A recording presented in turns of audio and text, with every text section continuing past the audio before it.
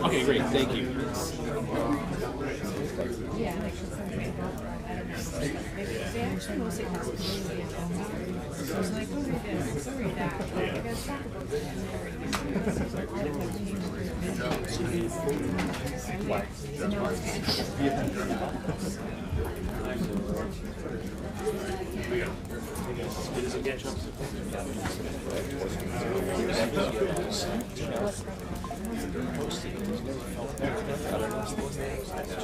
Today? I've seen it on. There is less people.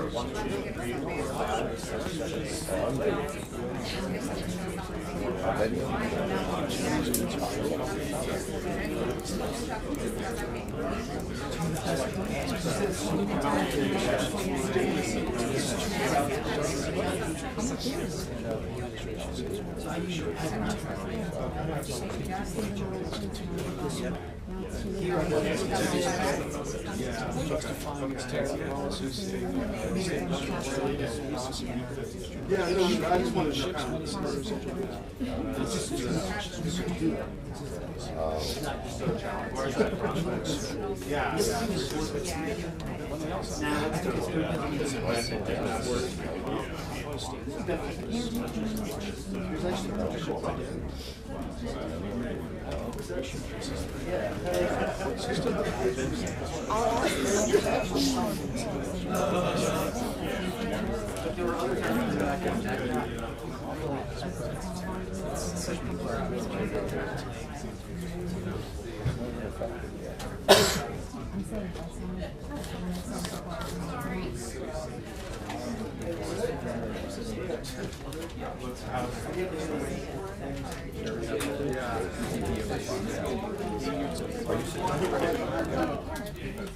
Get next to you.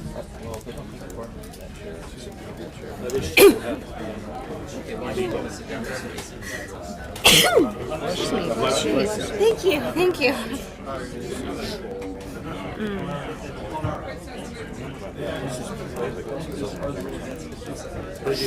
Yeah. Are you from NBC? You're NBC? No.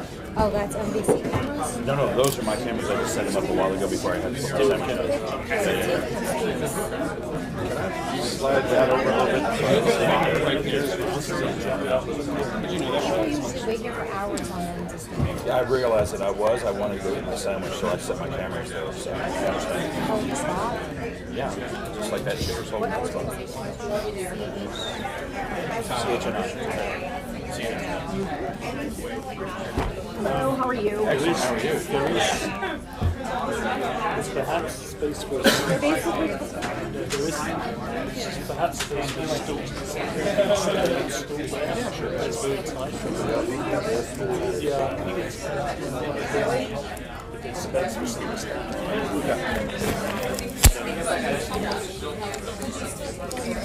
It's not so crowded here. No, this This is his stuff. It's my just those stuff, two yeah. cameras there. It's, My camera's over there. This is NBC. But those are just his cameras. Those two still cameras there. Yeah. How long have you been just because you know people that behind you waiting here for a really long time, so you basically step in front. No. It's usually the protocols of whoever's here, holding the spot generally. These people are waiting, just like you know. I understand that. I would never make sense of playing. They're very indifferent, so I get it.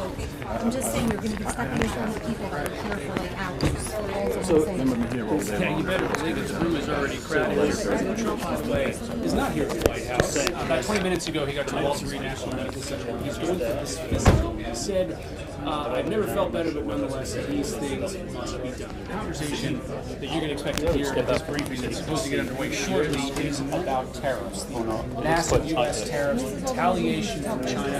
In fact, getting to the point where the Chinese government is saying, we're not going to put any more tariffs on U.S. goods because already we're at the point right now where Chinese goods are so expensive coming into the U.S. there really isn't much of a functioning market. So we're here to find out a little bit more as to whether there are any discussions or negotiations ongoing between the United States and China, and the dozens of other nations that have been the beneficiaries of a 90-day. Let's everybody be calm, please. There are people who are on the air here. Everybody be calm. Where we could and that's what we're trying to do. Large part of today's conversation, but there are of course other things ongoing right now. Steve Witkoff, the president's envoy, is in Moscow, in Russia, meeting. See if we can get you squeezed in that gap and be calm. We have people. We have microphones that are live, and we have people on the air. So let's not use any untoward language. Last evening, there's negotiations that are going to be ongoing there with the big beautiful bills. A lot going on here at the White House, so we expect this briefing to begin very shortly. Trace,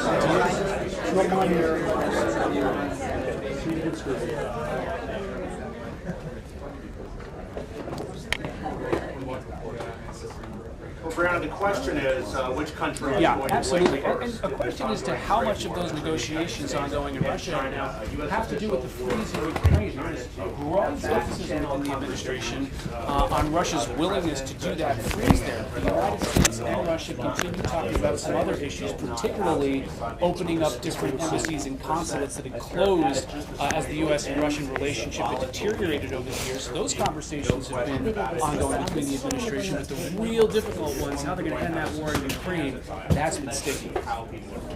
how people are sort of viewing the prices of everyday goods. So going into what is going to be an extended 3-month period of dealing with other countries to really lift the pause on the sweeping tariff plan. The question is, what happens with China? That is hanging over all of this. But the White House certainly is answering those questions as well. The president is heading to Walter Reed, who arrived there a short time ago for his first physical since being in office. Maybe that's it. So those are among some of the topics here.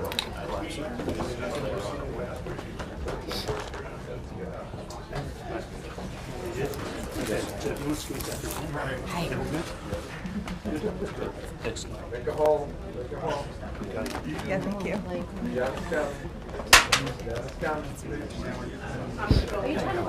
Just, yeah, that way. Don't need much space. That's stressful enough as it is. You're in the rain, didn't you? I did. How you doing?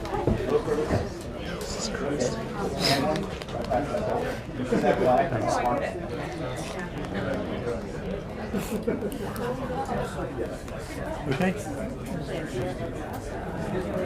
I will email him. Sure. Yeah. How you gonna say?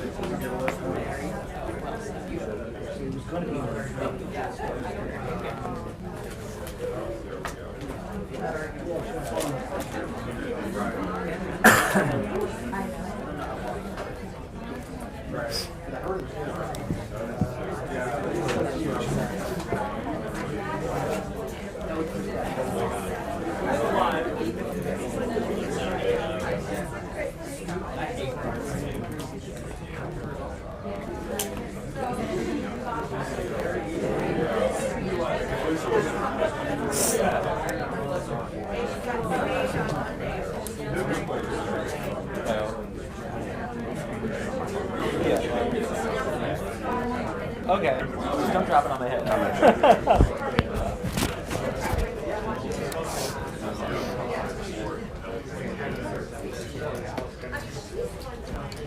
done a nice job as the pool. Appreciate it.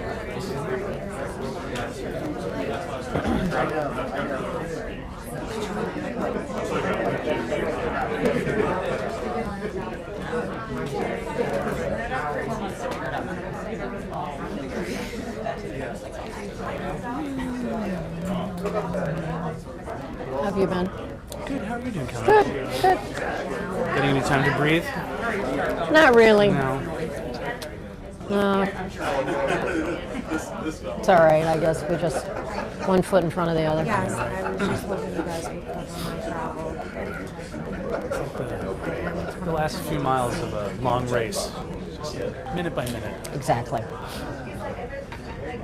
though it's only the beginning of the race. I know, Mike.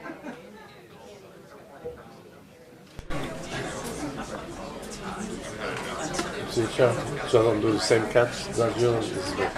I'm super wide. Don't fuck this up. Don't do the same thing that the other guy. Make it look different. It's amazing this app, though. Amazing. Tony, you're hired. You know, a little pound. He's a professional. This is what the travel for. Travel for 6. Get their app. No, that'll be standing down. That's it. Good tell.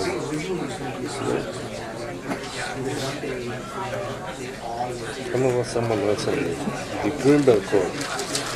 You want to be the pool guy for that? Jim Long is here. That's a Greenbelt. They have the Abrego case, the immigration case. The guy who was yeah? Talking about, like, you know, being in the wrong place at the wrong time. Like, they have to bring him back. Because, you know, he's a resident, no criminal record.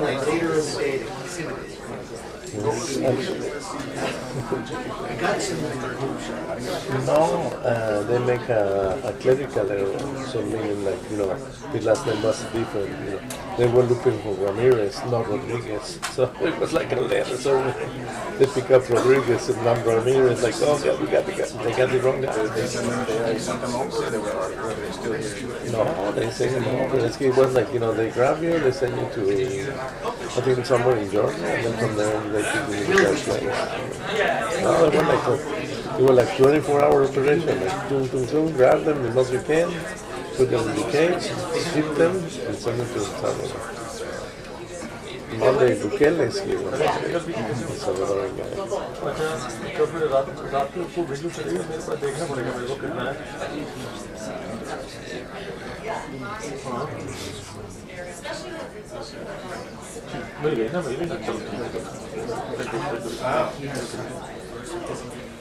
You just read because.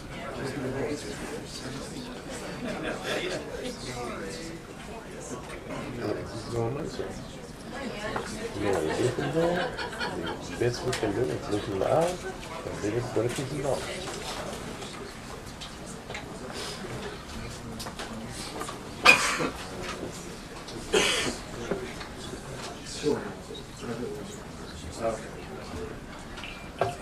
Two-minute warning, 2 minutes.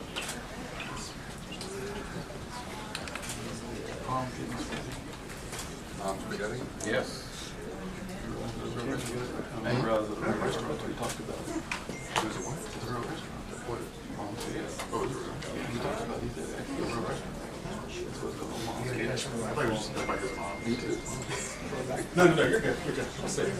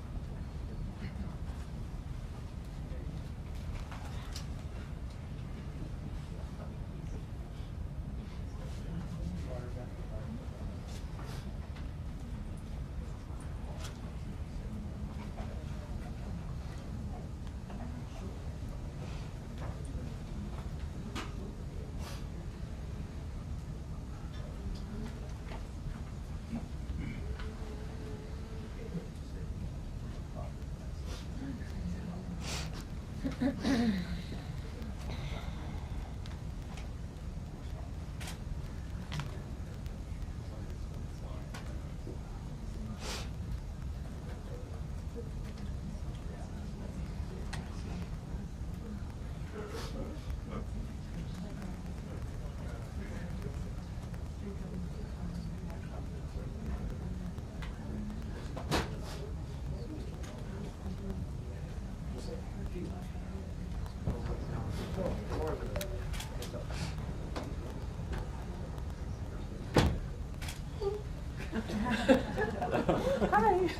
Want to breathe?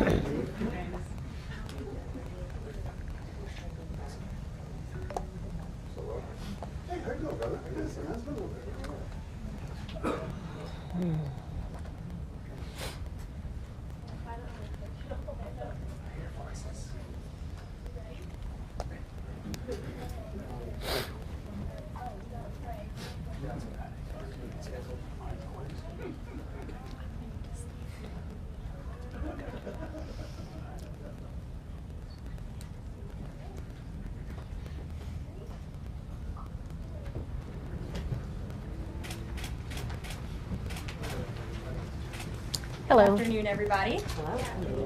Happy Friday. As you all know, the President is currently undergoing his routine and long-scheduled physical at Walter Reed Medical Center, and we will have a readout from the White House physician. Last night, Kassina Karolina arrived back safely in the United States after being detained in Russia for more than a year. Since Inauguration Day, President Trump and his team have secured the release of more than 40 detained Americans abroad.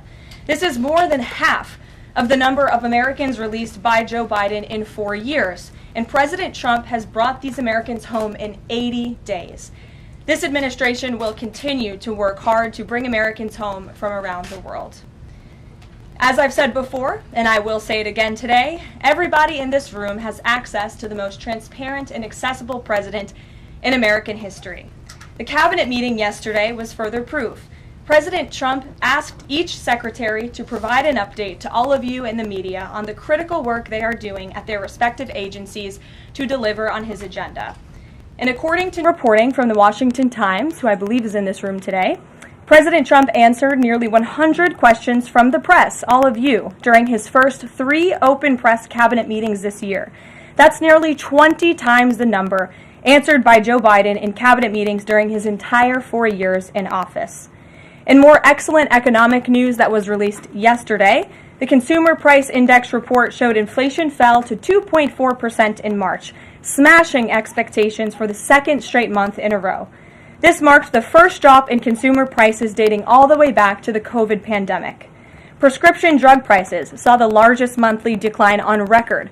Prices for airfare, used vehicles, and car insurance all decreased as well. And energy prices fell 2.4% in March, driven by plummeting gas prices around the country. Also yesterday, House Republicans answered President Trump's call to move forward the budget resolution and officially set the stage for the passage of one big, beautiful bill. The American economy will boom after this bill is passed and the rest of the president's pro-growth agenda goes into effect. The largest tax cuts and deregulation in history, coupled with our energy industry unleashed and renegotiated trade agreements that put America first, are the ultimate formula to usher in the golden age of America. On that note, more than 75 countries have now reached out to the Trump administration, eager to address the trade issues that have exploited America and hurt our workers in the process. The phones have been ringing off the hook to make deals, and these countries wisely heeded President Trump's warning not to retaliate, and as a result, they were rewarded with a 90-day pause and substantially lower reciprocal tariff rates during this period so potential solutions can be achieved. Past presidents just willingly accepted the failed status quo on trade that ripped off our workers and our companies. But that's not who this president is. He creates his own leverage and negotiates deals better than anyone else who has sat in the Oval Office before him. And that process is currently underway. On another matter, the deadline for registration under the Alien Registration Act is today. All foreign nationals present in the United States longer than 30 days must register with the federal government. Failure to comply with this is a crime, punishable by fines, imprisonment, or both. As President Trump and Secretary Noem have both said, if you register and you leave now, you choose to self-deport, you may have the opportunity to return later legally. But if not, you will be arrested, fined, deported, never to return to our country again. The Trump administration will continue to enforce our nation's immigration laws. We will not pick and choose which laws to enforce. We must know who is in our country for the safety and the security of our homeland and for all American citizens. I also have a note from the First Lady to share with you on this Friday. On Tuesday this week, First Lady Melania Trump celebrated the advancement of the Take It Down Act in the House Energy and Commerce Committee. The important legislation passed the committee with bipartisan support, and as you may remember, the President talked about this bill in his address to a joint session of Congress last month. The First Lady remains dedicated to her championing child well-being, ensuring that every young person can thrive, and, of course, championing her Be Best agenda. We urge Congress to swiftly pass this important legislation. Here in our new media seat today, we have Jordan Berman. Jordan is a social media content creator and influencer and a lawyer who grew up following breaking down the news from a neutral perspective. Jordan is the host of her own podcast called Unbiased Politics, where she dissects the top stories from the week from a legal perspective. Jordan focuses on bringing back real journalism from a nonpartisan perspective and has mastered explaining complex legal decisions to a mass audience in the short-form context. Her two biggest platforms are TikTok and Instagram, where she has roughly 500,000 followers on each. With that, please kick us off, Jordan. Thank you. As you know, yesterday the House passed the SAVE Act, and many married women, soon-to-be married women, are concerned that the new voter ID requirements may inhibit their access to the polls. What assurances can you give women voters in America to ease their concerns? Sure. Well, the SAVE Act, as you mentioned, was passed by the House yesterday. This is the Safeguard American Voter Eligibility Act. I believe I'm getting that correct. And this act is a common sense measure. It would require proof of citizenship for voting in our elections. The Democrats have been fear-mongering about this bill, have been saying that married women, if their name has changed, they didn't change it on their identification, would not be able to vote. That is complete fallacy. There are outlined in the bill about how to avoid that. The president very much supports a common sense solution to ensuring that only citizens can engage in our elections. This is critical to improving the integrity of our elections and also the trust that American citizens need to have in our electoral process. So the president supports this bill, and that is a myth that has been proven wrong by the text of this bill, and I believe some of the co-sponsors of the bill have been very vocal in addressing that, and certainly I myself as a married woman would not stand before this podium if the president did not support such a common sense measure. Thank you. For my next question, I actually want to give a voice to the American people. I sourced a question from one of my listeners. Her name is Bryn. She is from Oregon. And she asked, what, if any, plans do you have, the administration, for the money that will be generated by tariffs imposed on foreign goods? How will the administration facilitate the development of American industries when many critical components, labor, parts, etc., are much cheaper and more feasible from foreign entities? It's a great question from your listener, and I want to thank her for submitting it to you to ask. That's the part of the new media seat is so that everyday Americans across the country have a voice in this room. So thank you again for being here. Thanks for the question. The president's point about his trade and tariff agenda is to bolster our manufacturing industries here in our country, to bring down the cost of living here in our country, and to ensure that we are maintaining critical supply chains here in America. We cannot be dependent on countries like China if we want this country to be strong and wealthy. So the president wants to restore wealth to America by shoring up these jobs here at home, which will result in good paying jobs and higher wages for the American public. And so Americans should trust in that process. He effectively implemented tariffs in his first term while driving down the cost of living in this country, and that's what he's focused on doing again. Thank you. As a follow-up question, could I just ask, are there any specific ideas that the administration has as to what that revenue, specific tariff revenue, will be used for? Yes, to the heart of your question, the president has spoke about the trillions of dollars that he expects in revenue from tariffs and how we can use it to pay down our debt and to ensure that we are no longer faced with a crippling national debt in the trillions that is going to bankrupt our nation for future generations. So that money coming back home will make America in the green rather than in the red, which any small business owner across the country, I believe, can appreciate. Thank you so much. Thank you. Kelly. Hey. Tomorrow there will be negotiations between the United States and Iran in Oman. What are the president's chief goals for that, and is he satisfied with how Iran is responding to this? They don't want direct face-to-face negotiations, instead sort of old-school shuttle diplomacy where they're in separate rooms and messages are passed back and forth. So is the president comfortable with the arrangement there, and what is the chief objective? Well, I have spoken to both the president and also his national security team who will be engaged in these discussions. These will be direct talks with the Iranians, and I want to make that very clear. I also spoke to the president just last night about his goal when it comes to Iran, and he has reiterated repeatedly to all of you publicly and also privately to his team here at the White House, his ultimate goal and the ultimate objective is to ensure that Iran can never obtain a nuclear weapon. The president believes in diplomacy, direct talks, talking directly in the same room in order to achieve that goal. But he's made it very clear to the Iranians, and his national security team will as well, that all options are on the table, and Iran has a choice to make.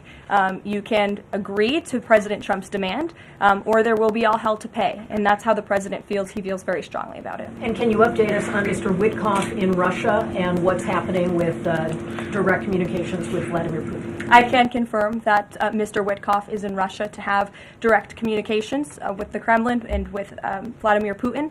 This is another step in the negotiating process towards a ceasefire and an ultimate peace deal in Russia and Ukraine. As these negotiations are ongoing, I obviously will not get ahead of the president or his team, but I think the president has been quite clear that he's been continually frustrated with both sides of this conflict, and he wants to see this fighting end. He wants the war to end. We believe we have leverage in negotiating a deal, to a peace deal, and we're going to use that leverage, and the president is determined to see this through. Thanks, Caroline. President Trump has said China wants to make a deal on tariffs. The president says he has a great relationship with Chinese President Xi. He's willing to speak with him directly. Why doesn't the president just pick up the phone and get this ball going? All of the things the president just said are true. The president, as I said from the podium just a few days ago when I was up here, would be gracious if China intends to make a deal with the United States. If China continues to retaliate, it's not good for China. The United States of America is the strongest, best economy in the world, as evidenced by the more than 75 countries who have called the administration immediately to cut good deals. So the president wants to do what's right for the American people. He wants to see fair trade practices around the globe, and that's his intention and his goal. So is he waiting for China to make the first move here? I'm not going to comment on communications that are happening or may not be happening, or either way. We'll leave it to our national security team to get these discussions underway. And as always, in the effort of transparency, we will provide updates moving forward. But the president has made it very clear he's open to a deal with China. Why is he optimistic that China's going to make a deal or wants to make a deal? If they're not talking, where's that optimism come from? He's optimistic. Hey, why would any of our allies work with us to isolate China in a trade war if we're treating friend and foe alike? You'll have to talk to our allies who are reaching out to us. The phones are ringing off of the hooks. They've made it very clear they need the United States of America. They need our markets. They need our consumer base.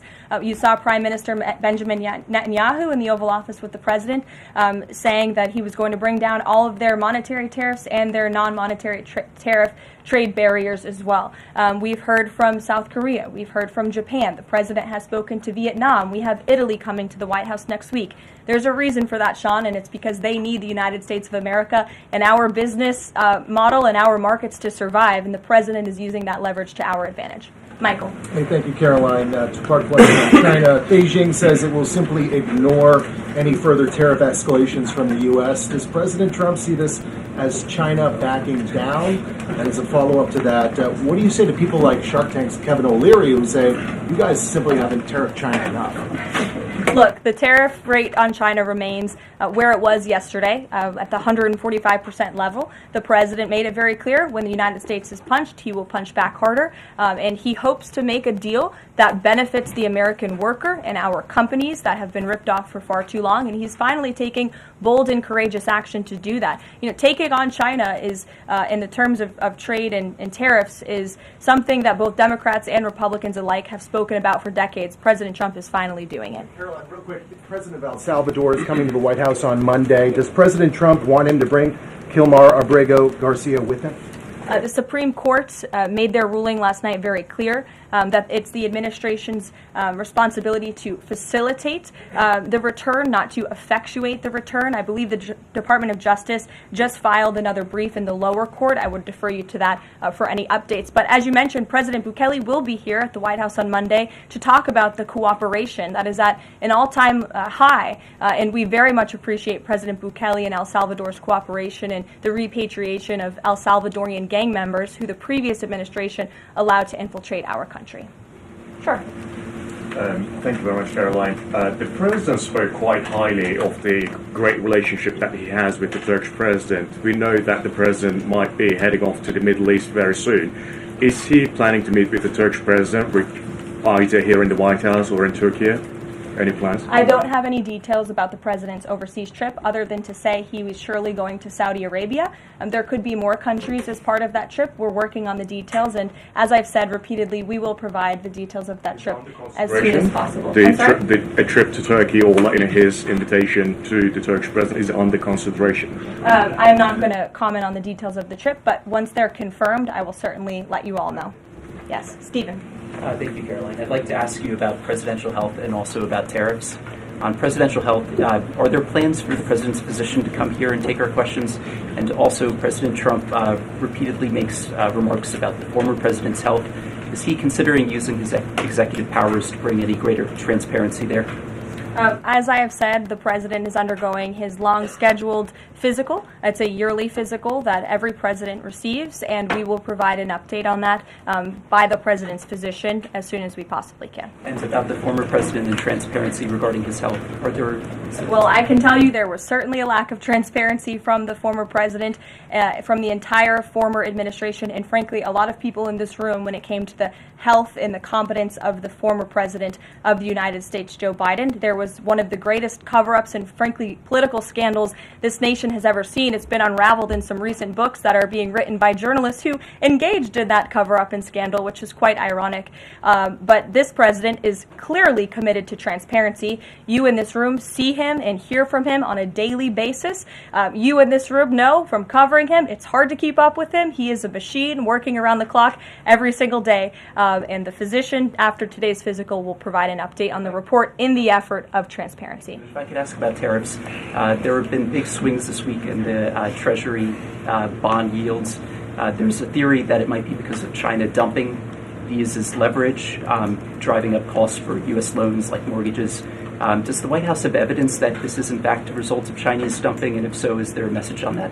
Not to my knowledge, but I would check in with the Treasury Department on that. I can tell you I know our Secretary of Treasury, Scott Bessent, is keeping a very close eye on the bond market. He spoke about it at the White House this week, and I know he's keeping his eyes on it day to day. Ed. Thanks. Thank you, Caroline. So the administration, I have an administration source who's telling me that we're weeks away from the first deal with the country over tariffs. Where is the administration? How soon can we see that? And what country is that first one? I won't reveal or get ahead of our trade team as these negotiations are obviously ongoing, but I can tell you very good progress has been made.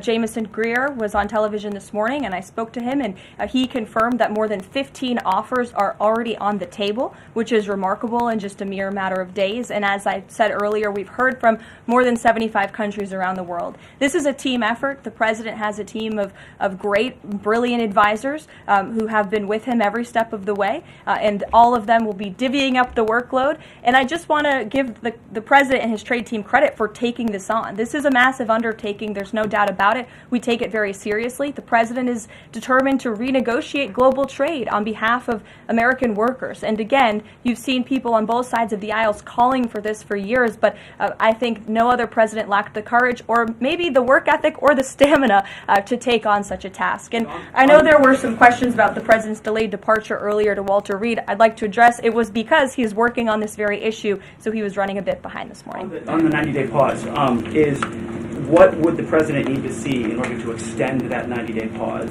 for countries on tariffs? Well, I think the president addressed this yesterday when he said he's hoping that there will be good deals made before the 90 days is up, and we will cut those deals as soon as we possibly can, country by country, tailor-made deals for each and every country as they all propose unique challenges and unique assets to each country, advantages rather, and when that 90-day mark hits, the president will make that decision then. One more, if I could, on a different subject. So a bird earlier attacked my colleague Peter Ducey doing a live shot at I'm wondering the White if House. that's why Peter is absent from his seat.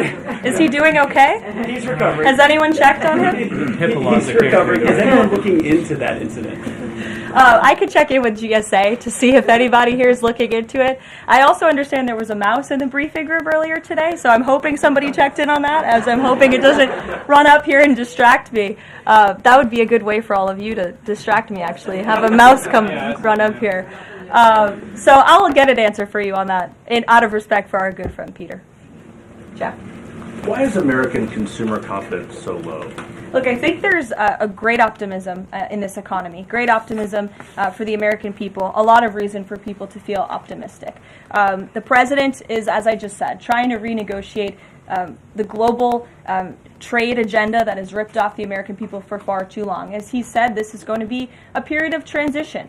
He wants consumers to trust in him, and they should trust in him. Look at what he did in his first term. And I just want to reiterate all of the reasons to be confident since you asked, Jeff. For those watching at home, yesterday the CPI report, inflation declined massively. Consumer prices are dropping for the first time in years.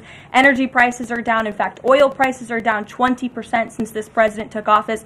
Wholesale prices fell again. There have been trillions of dollars in investments into this country. Every day the president is signing executive orders to cut regulation, especially when it comes to Environmental Protection Agency, our energy industry. That's going to unleash the economic boom in this country that we saw in the president's first term. So trust in President Trump. He knows what he's doing. This is a proven economic formula. What is he asking of Americans at this time? He talked about transition costs, transition problems. Is he asking something specific for Americans to do?